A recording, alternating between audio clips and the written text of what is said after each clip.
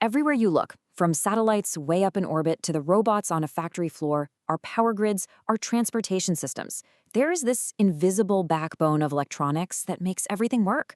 But these aren't the circuits you'd find in your phone or your laptop. Oh no. They are a completely different breed, built to survive in places where other electronics would just, well, instantly fail.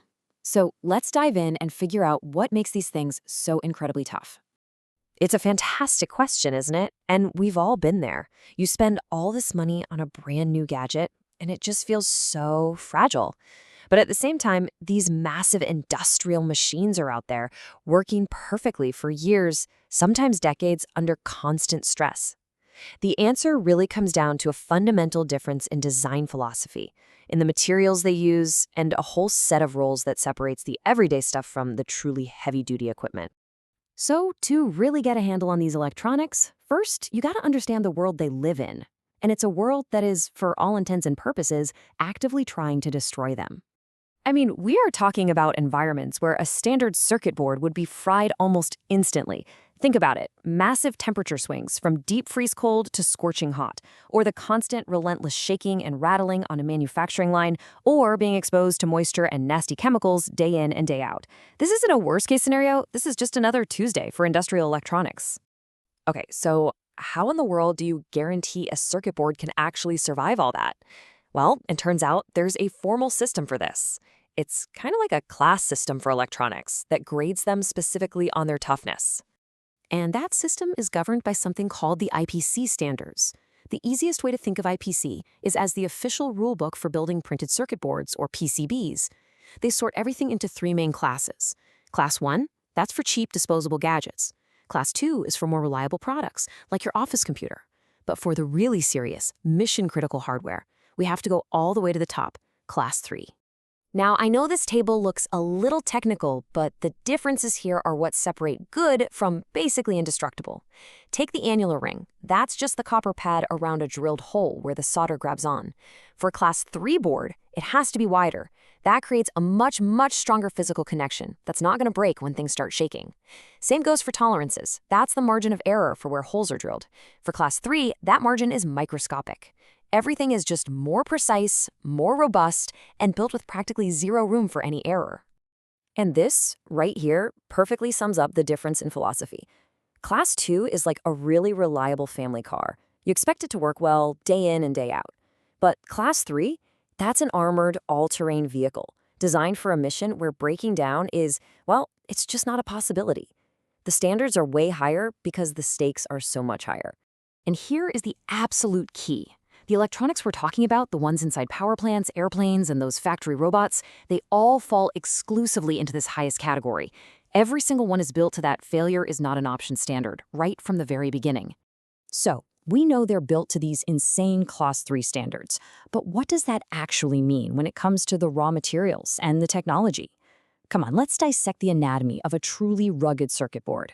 It really boils down to two main things. First, the super specialized materials they're built from, and second, the advanced technologies they use to put all those materials together. You see, toughness starts with the core materials. Instead of standard fiberglass, they're using stuff like high TGFR4, which is a fancy way of saying it can handle extreme heat without warping or melting. Or they use flexible materials like polyimide for circuits that literally have to bend and flex without ever breaking. And for electronics that get crazy hot, they're built on metal cores that act like a giant built-in heat sink, pulling all that damaging heat away from the important components. And then you have the tech itself. They use thicker copper pathways or traces so they can handle more electricity without burning out. They use these really advanced techniques like buried vias, which are like tiny secret elevators for electrical signals traveling between the board's layers, and that lets them create more compact and super reliable designs. And finally, the whole board is often encased in a suit of armor, either a clear conformal coating or a solid potting compound that seals every single component from moisture, chemicals, and physical shock. But here's the thing. Even with all the best materials and tech in the world, you can still build something that fails. True reliability isn't just built, it's designed from the ground up. The blueprint itself is just as critical as the physical parts. And that blueprint, it is absolutely obsessed with eliminating failure before it can ever happen. the process starts with simulation, using powerful software to digitally torture test the design against heat and vibration. Then, designers follow these strict derating rules. It's like if you need to lift 1 ton, you use a steel cable that's rated for 10 tons. You're building in this massive safety margin. Every single connection is laid out perfectly to manage heat and stop interference. The whole design is analyzed to make sure it can be manufactured perfectly, every single time. It's a system that's designed to leave absolutely nothing to chance. So, when you put it all together, the strict standards, the advanced materials, the ridiculously smart design, what do you end up with? You get the invisible backbone that powers our entire modern world. And the numbers really prove just how tough these things are. We're talking about components designed to work flawlessly from the freezing temperatures of deep space at -65 Celsius, all the way up to 150 Celsius. That's way above the boiling point of water. They can withstand shocks of 150 Gs. That's like surviving a Formula One car crash, and vibrations that would literally shake consumer electronics into a pile of dust. And that right there is why they are absolutely essential in the most critical parts of our economy. From aerospace and defense systems, where lives are literally on the line, to the industrial automation that builds our cars, the energy grid powering our homes, and the medical devices that keep us healthy, these unsung heroes are absolutely everywhere. So what does all that effort, all that precision, all that advanced science get you? It gets you this: an expected lifespan of 10 to 15 years of non-stop, reliable performance in the absolute harshest environments imaginable.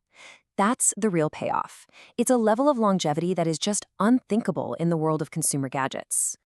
And that really leaves you with a final thought, doesn't it? As our world gets more automated, more electrified, and more interconnected every single day, how much more will we depend on this invisible, ultra-reliable backbone? These circuits, they aren't just components anymore. They are truly the foundation of the world we're all building together.